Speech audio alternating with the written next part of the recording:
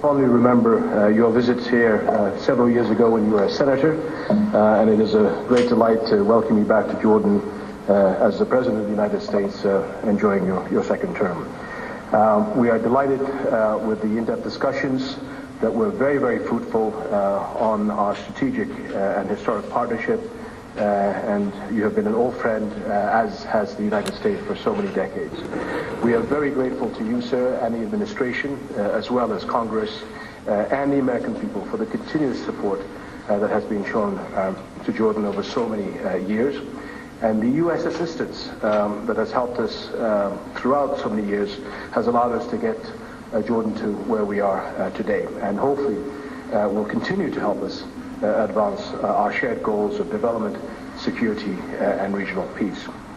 We did have the opportunity to discuss Syria, and obviously we are all horrified by the loss of life and the brutality of the conflict. We are extremely concerned of the risk of prolonged sectarian conflict that, if it continues as we're seeing, leads to the fragmentation of Syria, which obviously will have disastrous consequences on the region for generations to come.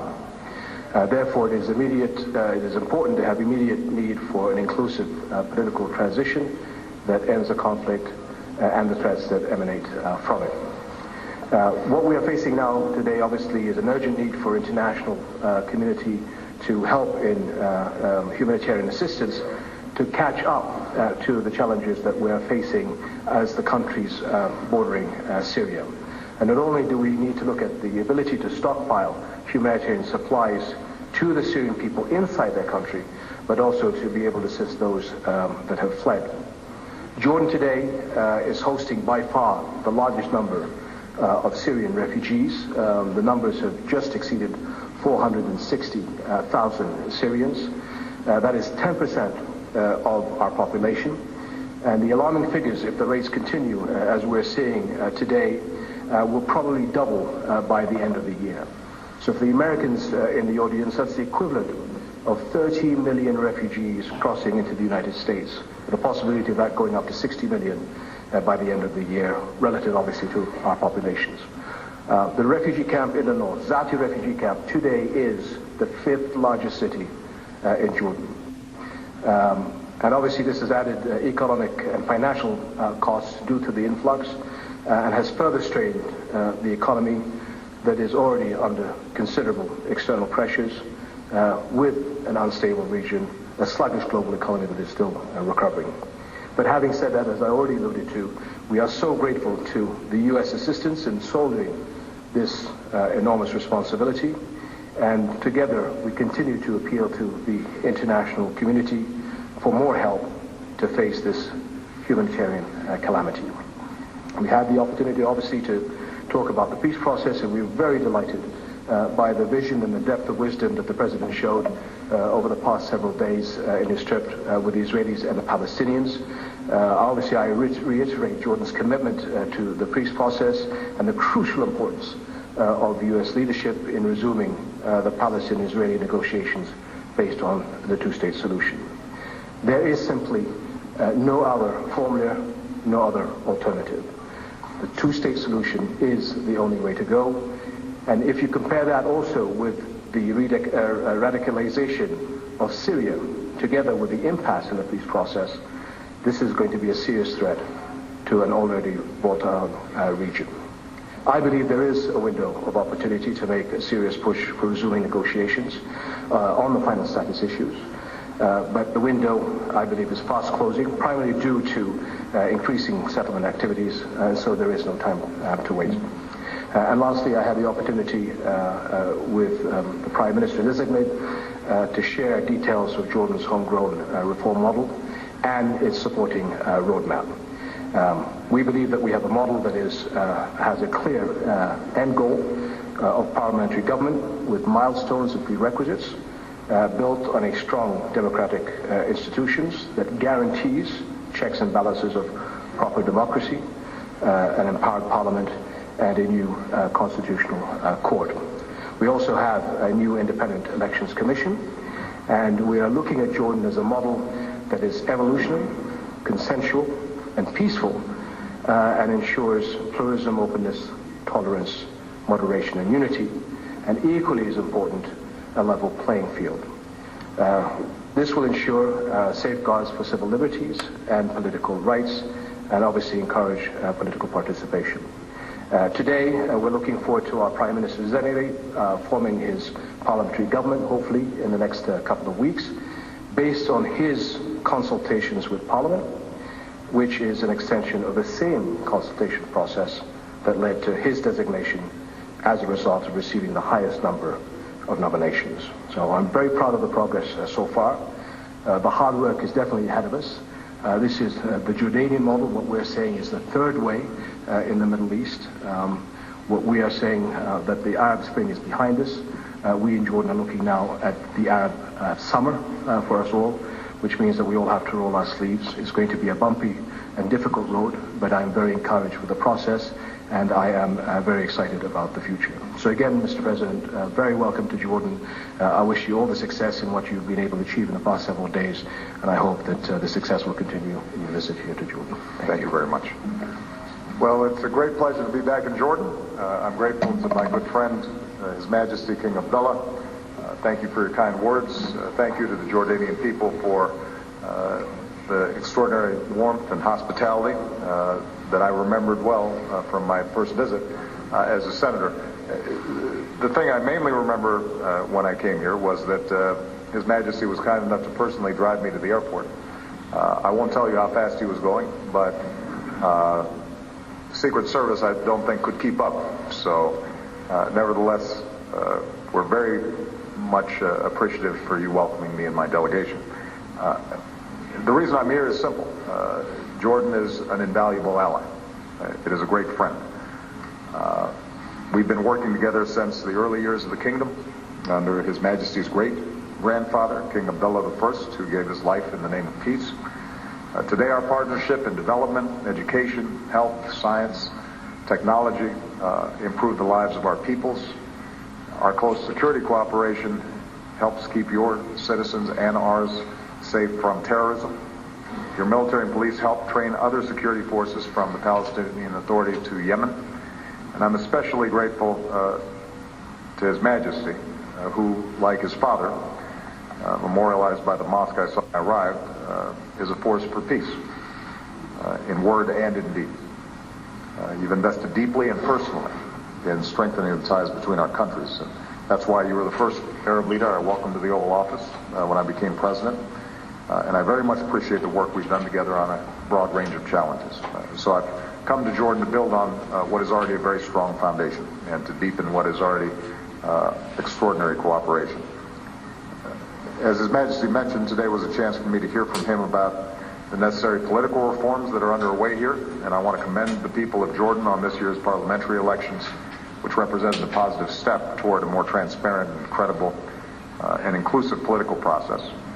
I appreciated hearing His Majesty's plans for a parliamentary government that responds to the aspirations of the Jordanian people, and I very much welcome his commitment to active citizenship, where citizens play a larger role in the future of this nation. You know, at a time of so much change and tumult across the region, I think His Majesty recognizes Jordan has a great opportunity to show the benefits of genuine and peaceful reform, including stronger political parties and good governance, and transparency, all of which makes government more effective and makes sure that the people feel a connection to their government. Your Majesty, you've been a driving force for these efforts, and you can be assured that the United States will continue to work with you and Prime Minister Mansour as you build on this progress. We also discussed the economic progress that has to come with political progress. The Jordanian government is working hard to manage its current budget challenges. I think His Majesty outlined the enormous pressures that Jordan is experiencing, often not because of any factors internal, but rather a range of external factors as well. And I recognize that while the economic reforms are difficult, they are essential over the long term to creating the kind of growth and opportunity and dynamism in the economy that will help the Jordanian people achieve their dreams. So we want you to succeed. So my administration is therefore working with Congress to provide loan guarantees to Jordan this year, Together, I believe we can help deliver the results that Jordanians deserve, to see their schools better, their roads improved, health care, clean water, all enhanced. The training that I know a lot of Jordanians seek, particularly young people, to get a job or to turn entrepreneurial skills into a business that creates even more jobs. You know, I was proud to welcome some young Jordanians to the entrepreneurship summit that I hosted back in Washington, and we're going to continue to focus on creating economic opportunities. The people here in opportunities as people everywhere. We spent a good deal of time, and I updated His Majesty and President Abbas. As I said in my speech yesterday, I believe there's steps that both sides can take to build confidence and trust and move a serious negotiation forward. We're not there yet, but I'm confident that it can happen, in part because it must happen. It will be good for the Israelis, and it will be good for the Palestinians. I'm very grateful for His Majesty's readiness to advance these efforts. As has been true in the past, His Majesty and Jordan will be critical to making progress towards a just and lasting peace between Israelis and Palestinians. And we spent a significant amount of time consulting on Syria.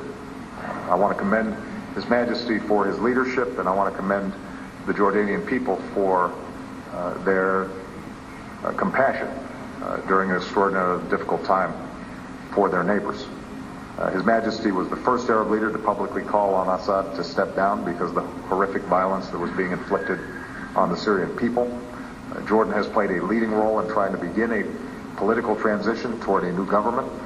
We're working together to strengthen a credible Syrian opposition. We share Jordan's concerns about violence spilling across the border, so I want to take this opportunity to make it clear the United States is committed to the security of Jordan, which is backed by our strong alliance. As has been mentioned, during this crisis, the Jordanian people have displayed extraordinary generosity, but the strains of so many refugees inevitably is showing. Every day to neighbors far from home, but this is a heavy burden, and the international community needs to step up to make sure that they are helping to shoulder this burden. The United States will certainly do our part. We are already the single largest donor of humanitarian assistance to the Syrian people. Some of this has helped people here in Jordan, and today I'm announcing that my administration will work with Congress to provide Jordan with an additional $200 million in budget support this year as it cares for Syrian refugees and Jordanian communities affected by this crisis. This will mean more humanitarian assistance and basic services, including education for Syrian children so far from home whose lives have been upended. And I think as parents we can only imagine how heartbreaking that must be for any parent to see their children having to go through the kinds of tumult that they're experiencing.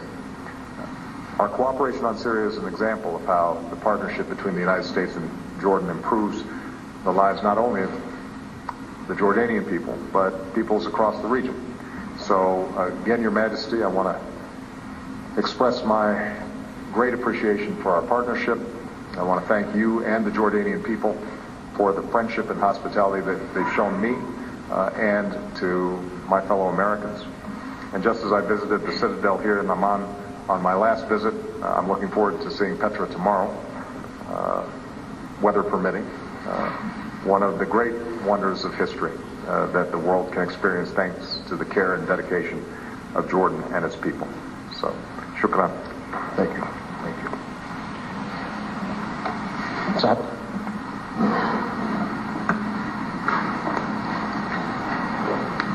Thank you, Your Majesty, Mr. President. I want to ask you, Your Majesty, for how long are you going to keep your borders open for the Syrian refugees? Next to you is a land of war, and anything could happen anytime. If the regime, let's say, shut the electricity or the water, you're not too far from the Damascus, from the capital. It's like less than 1 hour, you might find thousands of refugees. Not just the number that you spoke about, Your Majesty. And Mr. President, thank you again, and I just want to know, you are a superpower, you are leading the superpower, United States of America. You don't have a plan to put an end for what's going on in Syria, the bloodshed, the killing, and now they are talking about using the chemical weapon. What's your comment about that? Thank you, Your Majesty.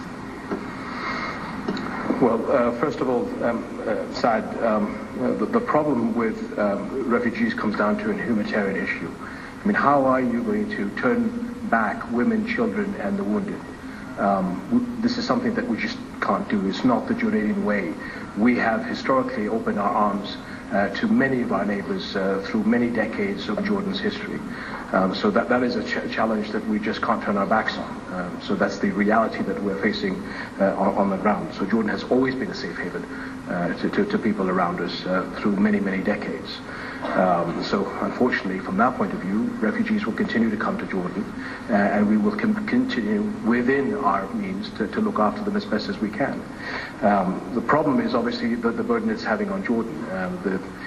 We've tried to quantify it as much as possible. The latest figures is it's going to cost us roughly $550 million a year, but if those figures double as we think they will by the end of the year, then obviously we're talking $1 billion plus. Not only is that a problem, but it's going to be a tremendous strain, obviously, on infrastructure, and it's creating social problems and security problems. And so this is one of the reasons that we're asking for the international community to help. But physically, you can't turn away young children, women, people in desperate needs, and the wounded. So we will continue to burden that responsibility. Since the start of the situation in Syria, we have stepped up as not just a superpower, as you phrased it, but also because of basic humanity, to say that Assad needed to go. We haven't just led with words, but we've also led with deeds. As I indicated, we're the single largest humanitarian donor to the Syrian people. We have worked diligently in cooperation with the international community to help organize and mobilize a political opposition that is credible. Because in the absence of a credible political opposition, it will be impossible for us to transition to a more peaceful and more representative and legitimate government structure inside of Syria. And that's an area where we have been involved on almost a daily basis. First, Secretary Hillary Clinton helped to spearhead the efforts that formed a coherent Syrian Opposition Council. Now you've got Secretary Kerry, who's deeply involved in that effort as well. And we are providing not just advice, not just words, but we're providing resources, training, capacity in order for that political opposition to maintain links within Syria and to be able to provide direct services to people inside of Syria, including the kinds of relief efforts that obviously we're seeing here in Jordan, but there are a whole bunch of people who are internally displaced inside of Syria who need help. I think that what your question may be suggesting is why haven't we simply gone in militarily? And I think it's fair to say that the United States often finds itself in a situation where if it goes in militarily, then it's criticized for going in militarily. And if it doesn't go in militarily, then people say, why aren't you doing something militarily? My response at this stage is to make sure that what we do contributes to bringing an end to the bloodshed as quickly as possible. And working in a multilateral context, in an international context, because we think our experience shows that when we lead, but we are also working with others, like the Jordanians, like the Turks, like other interested parties in the region, then the outcomes are better. When we are working with the Syrians themselves, so that this is not externally imposed, but rather something that is linked directly with the aspirations and hopes of the people inside of Syria, it will work better. So we are going to continue to use every lever and every bit of influence that we have to affect the situation inside of Syria. You mentioned the issue of chemical weapons. We have called for, and we know that the UN is now moving forward on an investigation of exactly what happened. We're monitoring the situation ourselves. I have said publicly that the use of chemical weapons by the Assad regime would be a game changer from our perspective. Because once you let that situation spin out of control, it's very hard to stop and can have enormous spillover effects across the region.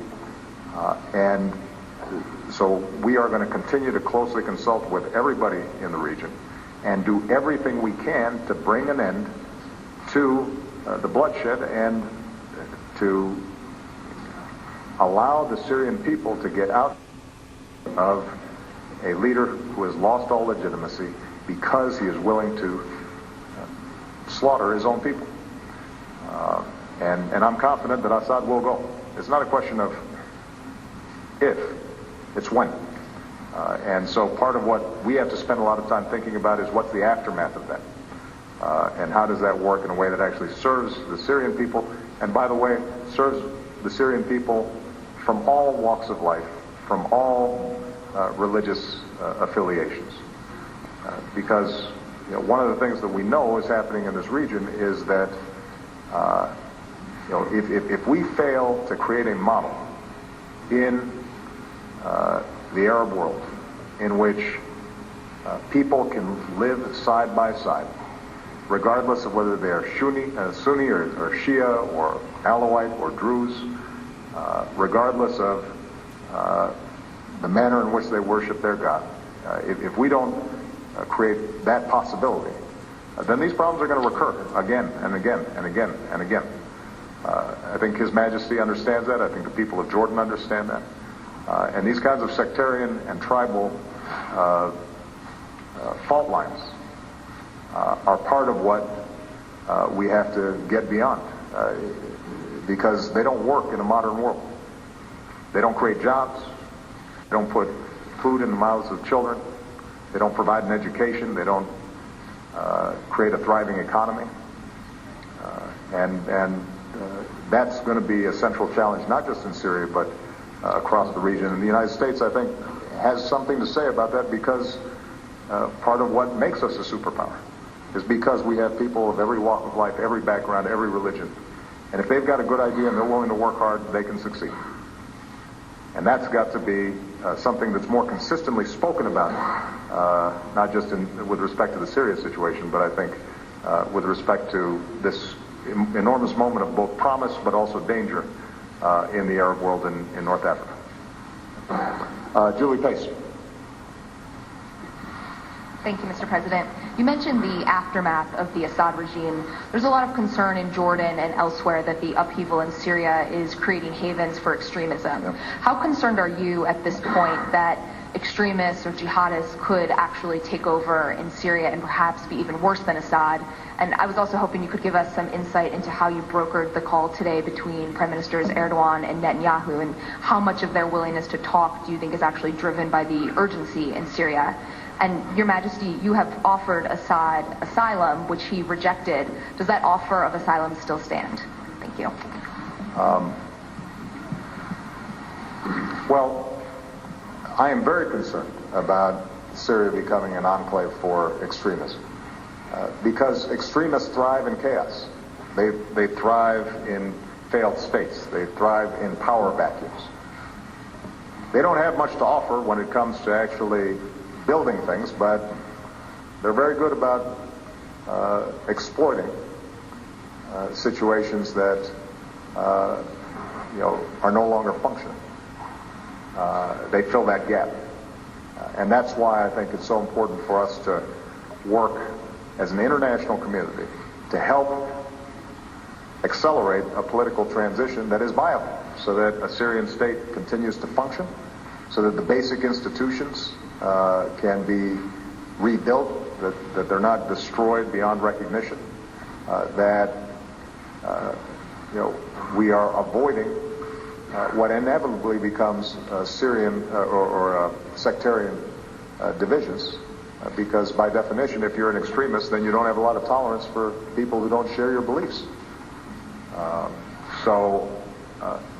This is part of the reason why, for the American people, we've got to recognize we have a stake here.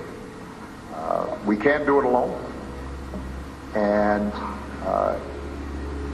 the outcome in Syria is not going to be ideal, even if we execute our assistance and our coordination and our planning and our support flawlessly. The situation in Syria now is going to be difficult. And that's what happens when you have a leader who cares more about clinging to power than they do about holding their country together and looking after their people. It's tragic. It's heartbreaking. And the sight of children and women being slaughtered that we've seen so much, I think has to compel all of us to say, what more can we do? And that's a question that I'm asking as president every single day, and that's a question I know His Majesty is asking in his capacity here in Jordan. And what I am confident about is that ultimately what the people of Syria are looking for is not replacing oppression with a new form of oppression.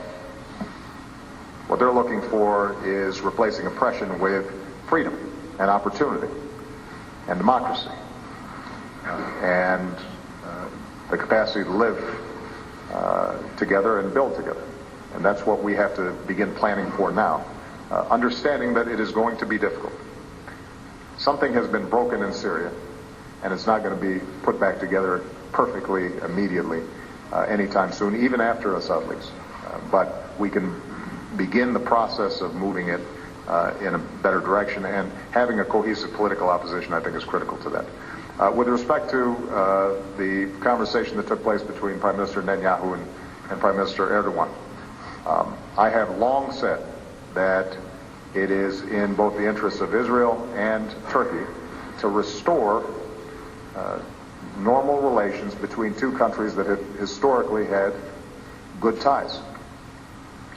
It broke down several years ago as a consequence of the flotilla incident.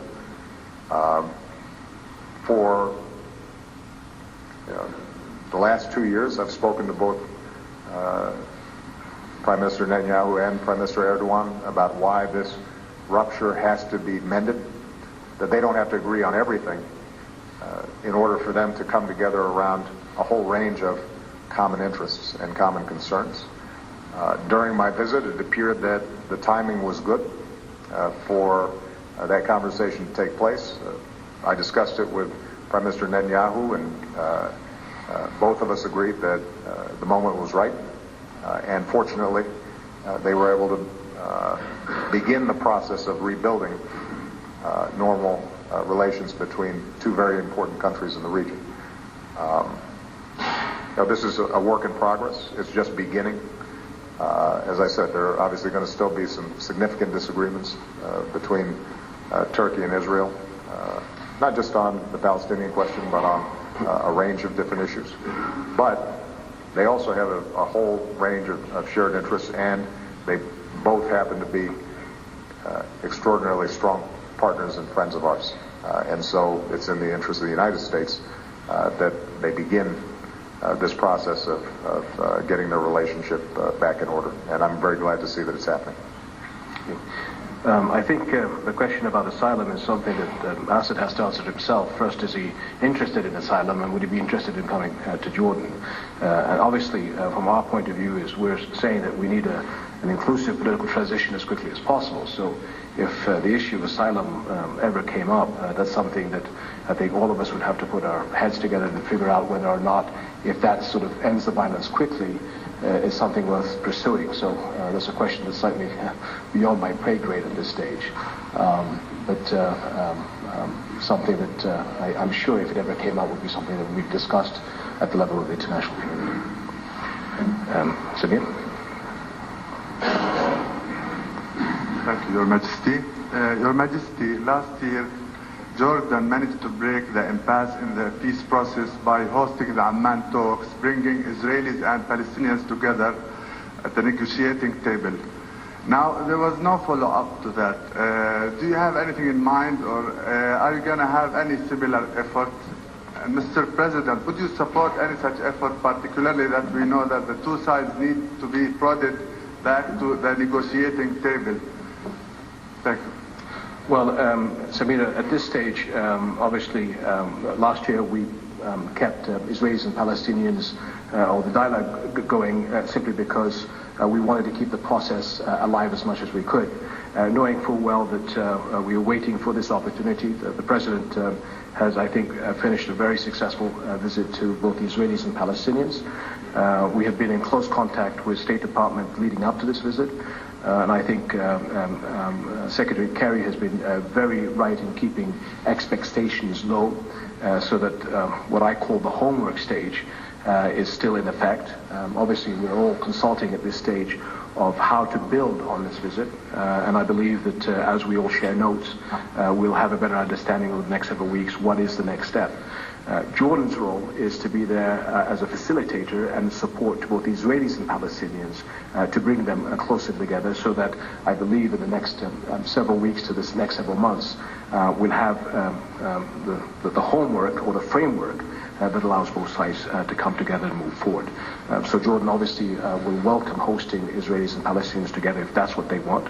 And we always have been in the support mode for both sides. And as I said earlier, we see a window of opportunity. And I believe the statements that the President has made to the Israeli and to the Palestinian is an opportunity to really galvanize the effort. And one that we will stand by in support mode as we compare notes of the President's visit to the three countries. Well, first of all, I think His Majesty described what I've tried to accomplish on this trip very well. This is a trip to make sure I'm doing my homework. We all recognize how vital it could be to see a resolution of the Israeli-Palestinian conflict. We set expectations low precisely because there's been a lot of talk over decades, but it hasn't produced the results that everybody wants to see. And so my approach here has been, let me listen to the parties first. Let me find out exactly what the roadblocks are for progress. Let me discuss with them ways that we might move those roadblocks out of the way in order to achieve a concrete result. And I've also been modest because, frankly, peace will not be achieved unless ultimately the parties themselves want peace. I think all of us in the international community share this frustration. Why can't we get this problem solved? I think the Israeli people are frustrated that they feel that this problem is not solved. They don't enjoy the isolation that has resulted from this conflict. I think the Palestinian people certainly feel that frustration. As I mentioned in my speech yesterday, I had the opportunity to meet with young people who are growing up unable to do the basic things that a free people should expect they should be able to do. Simple things like travel or enjoying the kinds of privacy in their own homes that so many of us take for granted. And these are children, these are young people, these are young men and women who, as I described yesterday, aren't very different from my daughters. And they deserve the same opportunities. They deserve this cloud to be lifted from their lives because they can achieve. And they have enormous potential. And I don't want them living up under a sense of constricted possibility. I also don't want the Israeli people continually looking over their shoulder thinking that at any point their house may be hit by a rocket, or a bus may be blown up. And so, part of the tragedy of the situation has been that neither side is getting exactly what they want, but it's not been possible to break out of old patterns and a difficult history. So my hope and expectation is that as a consequence of us doing our homework, we can explore with the parties a mechanism for them to sit back down, to get rid of some of the old assumptions, to think in new ways, and to get this done. And I think if it gets done in a timely way, then the Israeli people will be safer, and the Palestinian people will be freer. And children on both sides will have a better life. And as a consequence, the region as a whole will be strengthened, and the world will be safer. I can't guarantee that that's going to happen. What I can guarantee is we'll make the effort. What I can guarantee is that Secretary Kerry is going to be spending a good deal of time in discussions with the parties. What I can assure you is that nobody feels a greater interest in us achieving this than His Majesty. And so we're just going to keep on plugging away. The one thing I did say, I think to both sides, is the window of opportunity still exists, but it's getting more and more difficult. The mistrust is building instead of ebbing. The logistics of providing security for Israel get more difficult with new technologies. And the logistics of creating a contiguous and functioning Palestinian state become more difficult with settlements. And so both sides have to begin to think about their long-term strategic interests instead of worrying about can I gain a short-term tactical advantage here or there, and say to themselves, what's the big picture, and how do we get this done? And that's ultimately what I believe both peoples want, which is why I think it was very interesting that in my speech in Jerusalem, some of the strongest applause came when I addressed the Israeli people and I said, you have to think about these Palestinian children like your own children. It tapped into something that they understood inherently. And that gives me hope. I think that shows there's possibility there, but it's hard. And what I also said was that ultimately people have to help provide the structures for leaders to take some very difficult risks. So that's why I wanted to speak directly to the Israeli people and to the Palestinian people, so that they help empower their leadership to make some very difficult decisions and trade-offs in order to achieve a compromise where neither side is going to get 100% of what they want. So we'll see if we can make it happen. John Carl. Thank you, Mr. President. King Abdullah. Mr. President, you have said repeatedly on this trip and before that all options are on the table to stop Iran from getting a nuclear weapon, including military action. Yesterday, the supreme leader of Iran came out and said that if any action is taken against his country, he will raise the cities in Israel of Tel Aviv and Haifa to the ground. So my question to you is, are you prepared to deal with the retaliation, the fallout that would come after a military strike against Iran's nuclear facilities? And to King Abdullah, if I can ask what you think would happen here, what would be the aftermath of a military strike, whether taken by the United States or by Israel against Iran? What is a bigger threat to stability in this region? Iran with nuclear weapons or another war in this region? Well, first of all, John, I'm not going to engage in a whole bunch of hypotheticals because what I've said from the moment I came into office was that the best resolution of this situation is through diplomacy. And I continue to believe that. We have organized the international community around a sanctions regime that is having an impact on Iran. Not because we forced other countries to do it, because they recognize that if you trigger a nuclear arms race in this region, as volatile as it is, if you have the prospect of nuclear weapons getting into the hands of terrorists and extremists, that it's not just Israel that's threatened, it's a whole range of people that could be threatened. We're talking right now about the possibility of Syria using chemical weapons.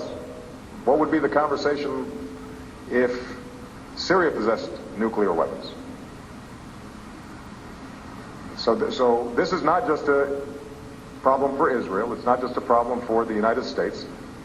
It's a regional and worldwide problem. And by the way, we have been consistent in saying that non-proliferation is a problem around the globe, not just with respect to Iran. Now, the fact of the matter is that Iran has not been able to establish credibly with the international community that, in fact, it is simply pursuing peaceful nuclear power. There's a reason why it's subject to all these resolutions and violations identified by the United Nations. That's not something we made up. There are a lot of other countries who have the technical capacity, but for some reason they are able to get right with the international community. Iran has not been able to do so. Now, if in fact what the Supreme Leader has said is the case, which is that developing a nuclear weapon would be un-Islamic, and that Iran has no interest in developing nuclear weapons, then there should be a practical, verifiable way to assure the international community that it's not doing so. And this problem will be solved to the benefit of the region and to the benefit of the Iranian people. You know, the Iranian people are celebrating Nowruz, their most important holiday. And every year I deliver a Nowruz message. And I remind that they are a great civilization. They have an extraordinary history. They have unbelievable talent. They should be fully in the international community and thrive and build businesses and expand commerce. And there should be exchanges and travel and interactions with the Iranian people and everyone else, including the United States. That should be the vision. Not threats to raise Israeli cities to the ground. Now, part of the frustration that I think we all feel sometimes is that it seems as if people spend all their time organizing around how they can gain advantage over other people or inflict violence on other people or isolate other people instead of trying to figure out how do we solve problems. This is a solvable problem if, in fact, Iran's not pursuing a nuclear weapon. And so we're going to continue to apply the pressure that we have in a non-military way to try to resolve the problem. We will continue to try to pursue diplomatic solutions to the situation. But yes, I have said as President of the United States that I will maintain every option that's available to prevent Iran from getting a nuclear weapon, because I think the consequences for the region and for the world would be extraordinarily dangerous. My hope and expectation is that among a menu of options, the option that involves negotiations, discussions, compromise, and resolution of the problem is the one that's exercised. But as President of the United States, I would never take any option off the table. There's very little that I would like to add to what the President said. I think looking from the Jordanian point of view, and the challenges that Jordan faces as we look around the region, the challenges of what the Israelis and the Palestinians will be facing in 2012, the instability as you're seeing in Syria. We have the concerns of what's happening in Iraq. Any military action at the moment, whether Israeli or Iranian, to me at this stage is Pandora's box, because nobody can guarantee what the outcome will be. So hopefully there is another way of resolving this problem. At a time with so much instability in the Middle East, we just don't need another thing on our shoulders. Thank you, guys.